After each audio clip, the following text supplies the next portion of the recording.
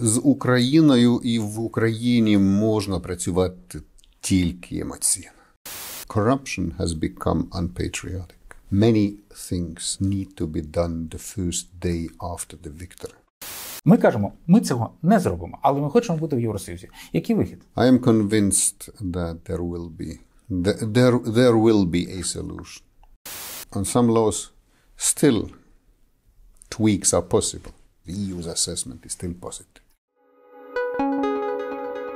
Всім привіт! Сьогодні «Європейська правда» в гостях у посла Євросоюзу в Україні Маті Масікаса. І ми тут не просто так. Свого часу наше видання було першим, яке взяло інтерв'ю у Маті, коли він прибув до України. Зараз ми одні з останніх, хто бере у нього інтерв'ю перед відбуттям з України. Тобто 4 роки ви тут в Україні. Ви навчилися української мови, ви мене чудово розумієте і навіть можете трохи розповісти щось українською мовою, то давайте поділимося з нашими глядачами. Це були жорсткі, жахливі 4 роки. Те, що відбувається зараз, безпрецедентне. Але, мабуть, є якісь моменти, які вам запам'яталися найбільше. Що саме? Це були, звичайно, дуже емоційні 4 роки. І з Україною і в Україні можна працювати тільки емоційно. І я закоханий в Україну, я закоханий в український народ, і я закоханий в українську мову, звичайно. Це дуже приємно чути. Повертаючись до запитання про моменти, які найбільше вразили. От пам'ятаєте щось таке, що у вас у пам'яті досі? I never forget many things that I experienced in Ukraine, but the visit to the recently liberated Kherson in November last year, 10 days after the liberation. There was nothing. No electricity, no water, no shop was open, and the Russians were shelling just 3 kilometers away from Kherson. They were shelled constantly. But our group of diplomats was welcomed. You could see people having hope again. You could see kids waving to our bus when we drove in the city. It was something very, very emotional.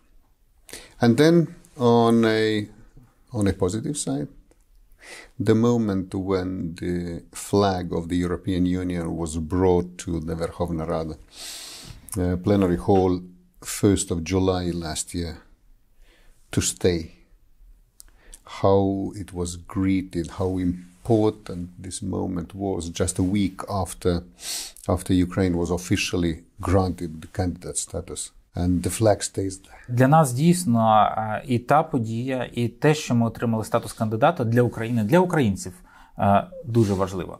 Але давайте напряму. Україна буде в ЄС? А вже ж.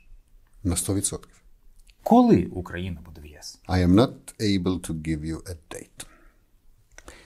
In the EU accession process, almost everything depends on the candidate or on the acceding country or on the future member state, as President Michel recently launched a very accurate and a very encouraging term. It will depend on the homework. Мішель назвав також дату – 2030 рік, коли Євросоюз має розширитися, на його думку. А це саме той рік, до якого Україна має стати членом? Реалістично. It could be. It could be. You recall that President Michel spoke of both future member states and the European Union's readiness. The need to be ready by that date. And at the same time, it's not bad to set goals to oneself. That helps to focus minds. That helps you to tackle the issues that need to be dealt with much more determination and precision. I'll bring you one example.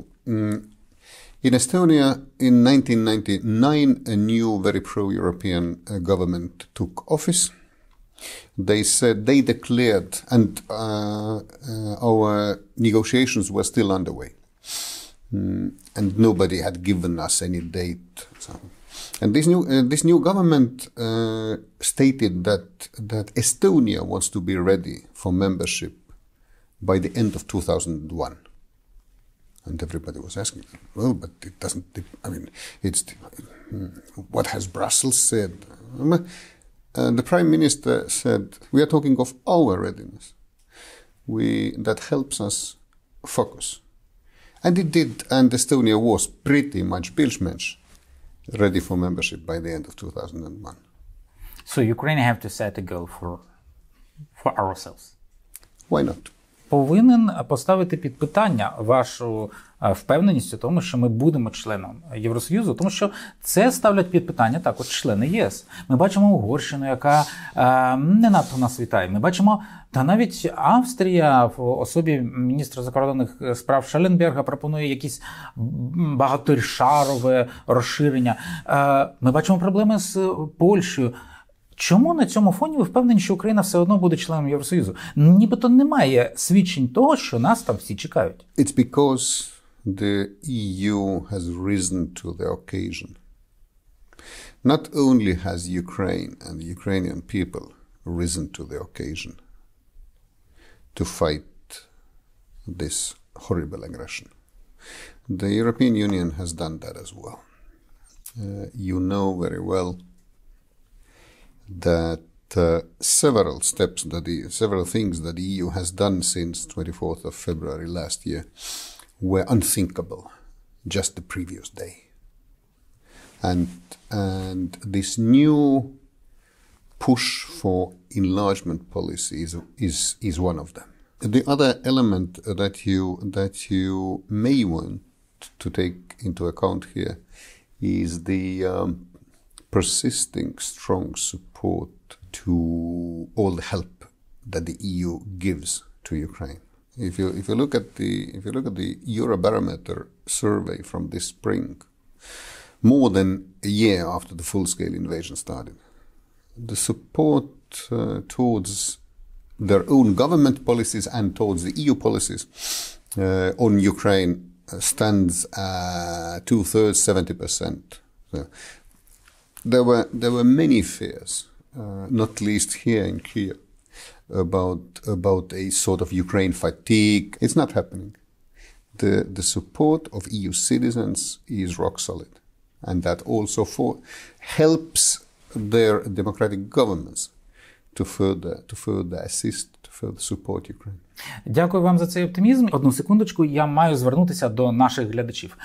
Для того, щоб це інтерв'ю бачило більше людей, обов'язково лайкніть його та підписуйтеся на наш канал. Для нас, для каналу, який висвітлює європейські питання дуже глибоко та експертно, важливо, щоб ви ділилися цим відео. Що ж, лишайтеся з нами, обов'язково ставте свої запитання у коментарях і поїхали далі до інтерв'ю. Якщо можна, я розкрию невеличку таємницю нашого листування. Якщо ви скажете ні, то ми це виріжемо. На початку повномасштабного вторгнення у березні я тоді записав блог після Паризького саміту про те, що Україна буде в Євросоюзі, і це головне, насправді, рішення Паризького саміту. Україна стане членом Європейського Союзу. Це, якщо коротко, головний підсумок саміту ЄС, який відбувся в ніч на п'ятницю у Версалі, у Франції. І тоді, я пам'ятаю, отримав від вас лист про те, що це саме так, що рішення вловлене правильно. Вся ця бюрократична мішура – це дрібниця, але рішення про те, що Україна буде в ЄС, насправді лідери ухвалили ще в березні 2022 року, правда? It was the first step, although not everybody acknowledged that at that time. Yes, that was the watershed, indeed. Зараз попереду України насправді дуже багато роботи. Ми можемо радіти тому, що ми політично отримали готовність йти до Євросоюзу, розуміння цього, але нам потрібно виконати шалену домашню роботу. Я пам'ятаю наше перше інтерв'ю у 2019 році, тоді ви тільки приїхали, і тоді було модне слово «турборежим». Пам'ятаєте, так? Точно так. Він спрацював, до речі, в Україні?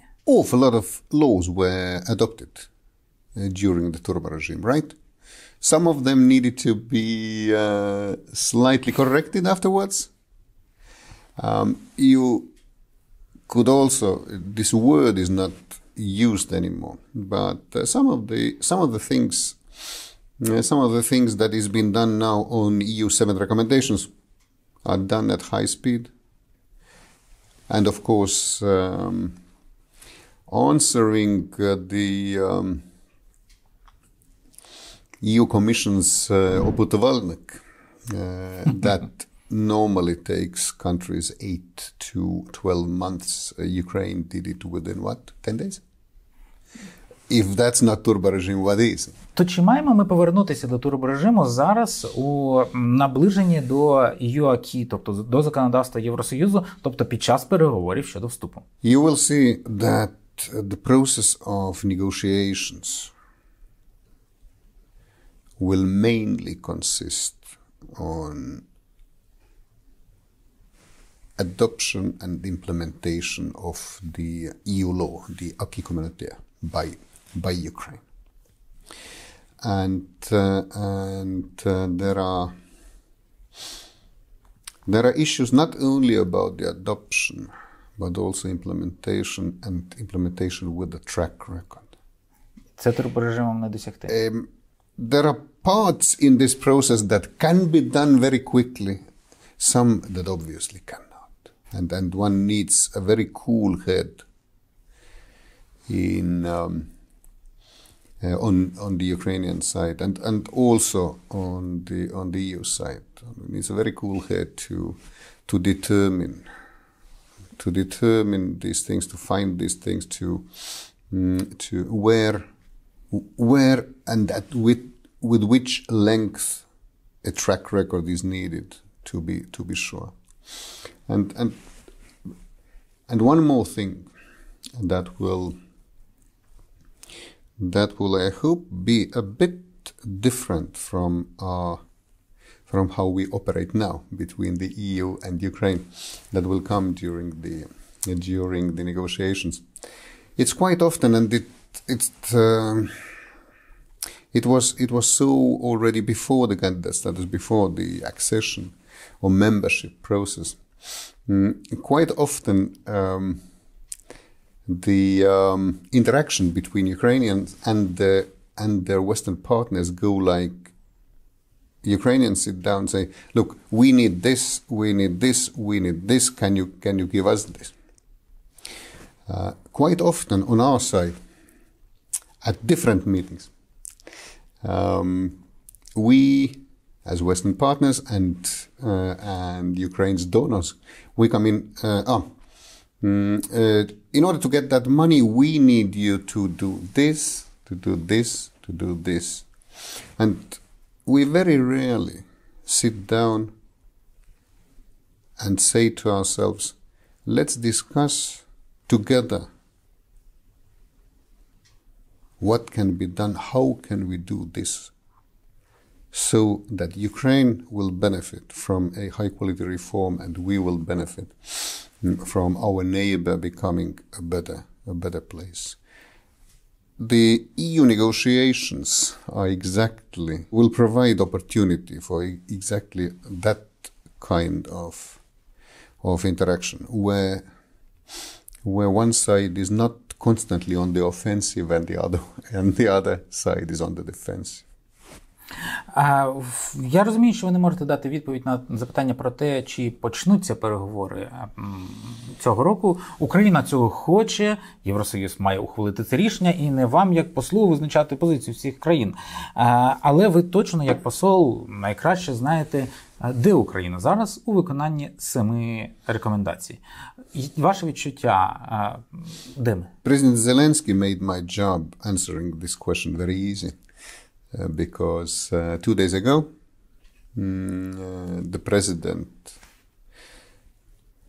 addressed the political class, addressed the Rada members of Ukraine, saying, these 3 laws are needed for the 7 recommendations. It's the restoration of the asset declaration, redefinition of politically exposed persons and the law on education. And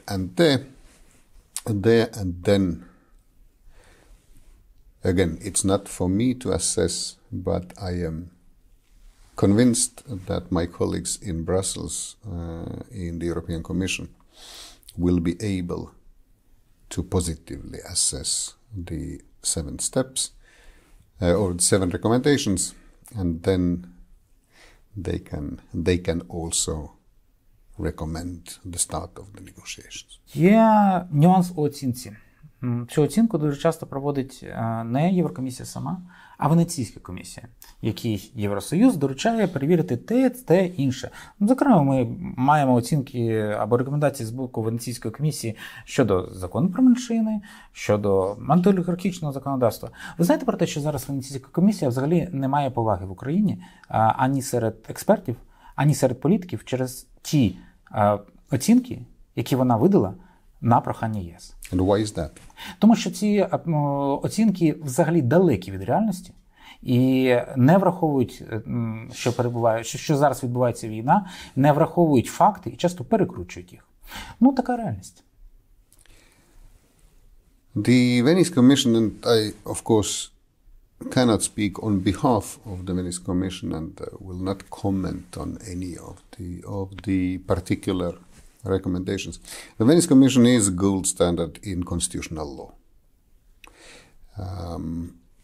The European Commission uses the services, the analysis of the Venice Commission a lot.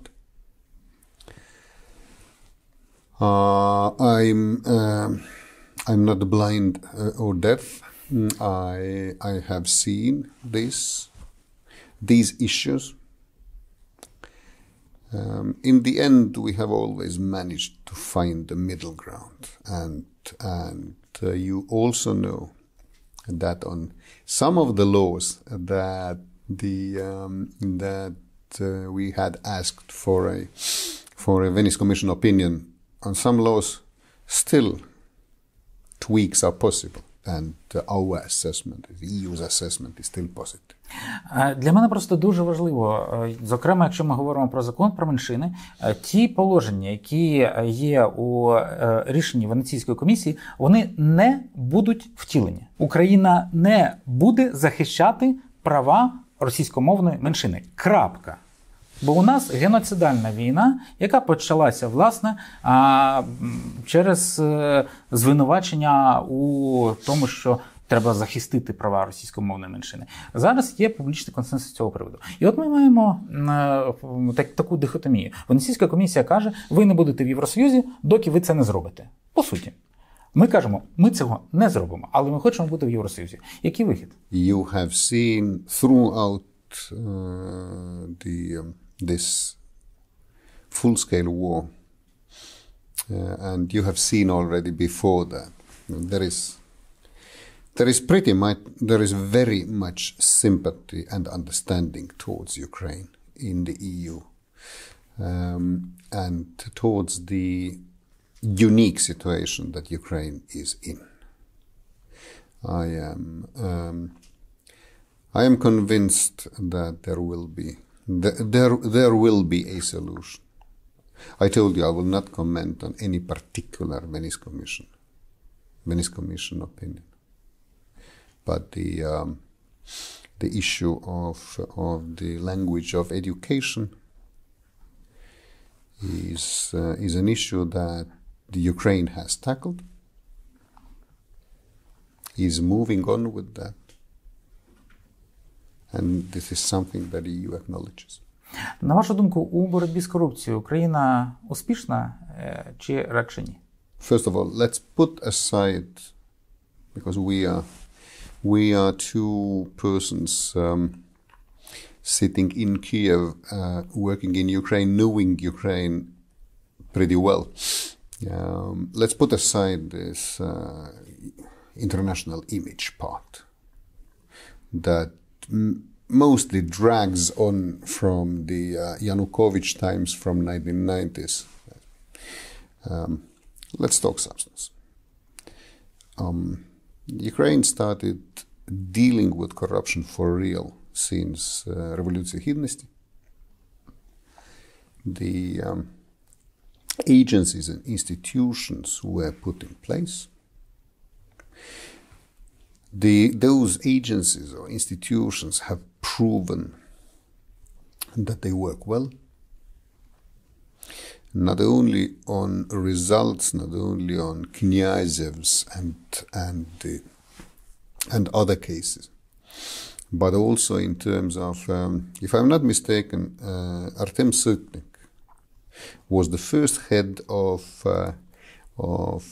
any Ukrainian law enforcement agency to serve the full term.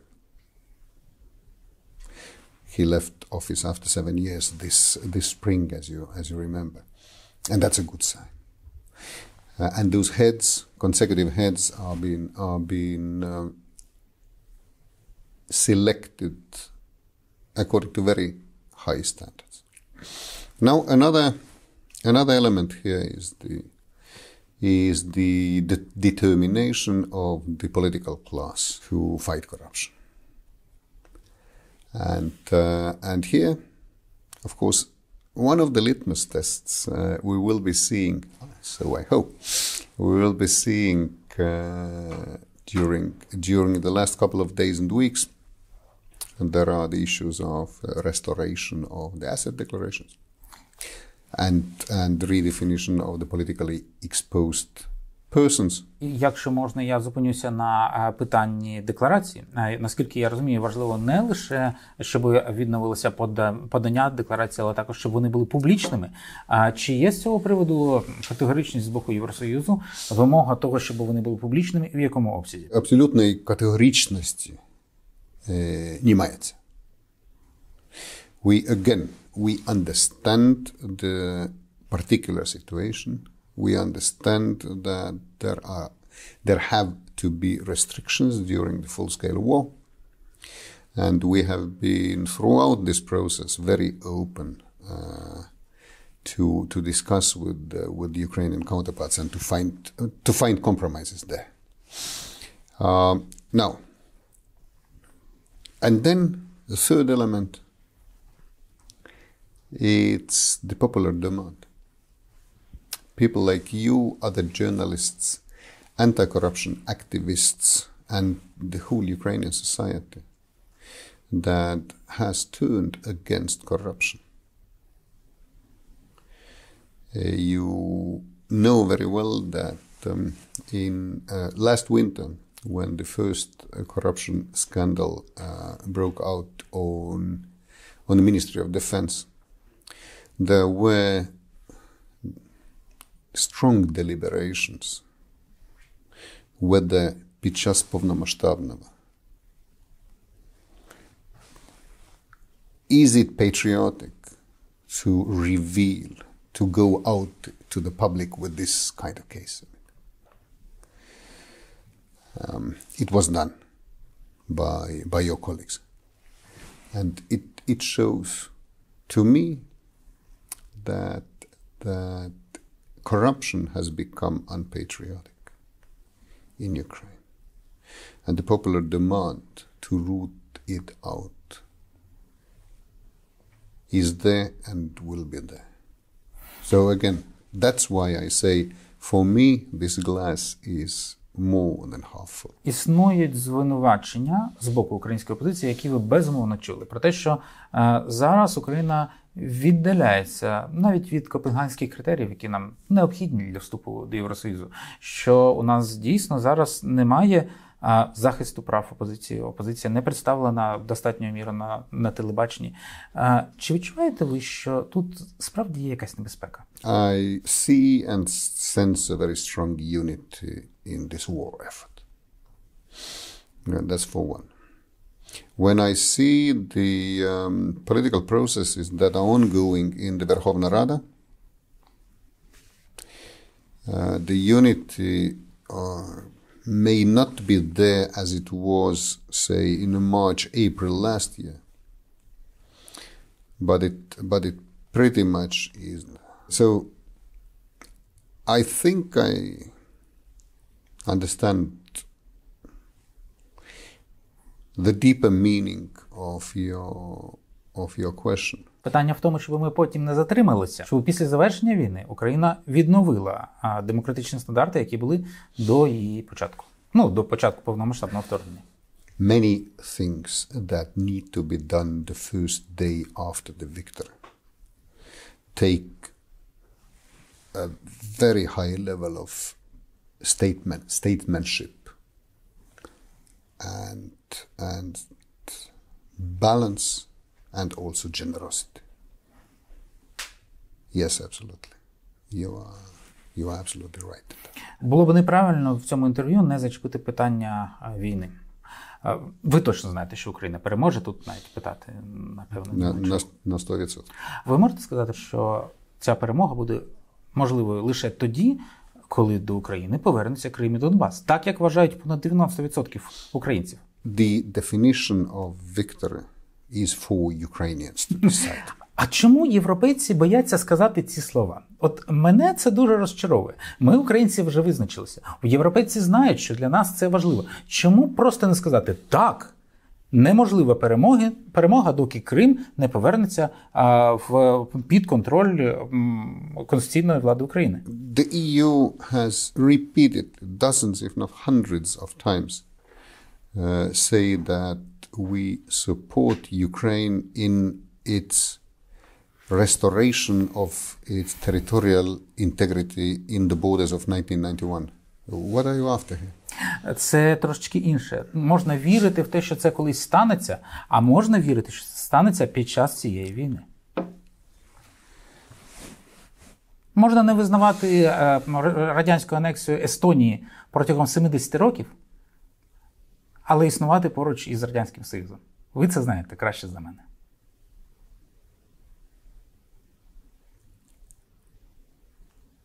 I am convinced that Ukraine will restore its territorial integrity, and that's why that's the aim we support Ukraine in. Під час цієї війни. Yes. Щоб завершити, ваше відчуття. От ми можемо для себе поставити якісь маяки в такий-то час. Ми сподіваємося побачити, наприклад, ви сподіваєтеся відвідати Ялту. Є у вас така мрія? Чи інші мрії, якими ви можете поділитися з українцями? I want to be on the Maidan Square on the Victory Day. That's my main мрія.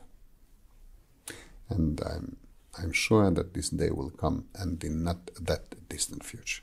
Дякую вам за інтерв'ю. Дякую за те, що ви лишалися з нами. Лишайтеся на каналі Європейської правди, каналу про Європу, НАТО та місце України у світі. До побачення.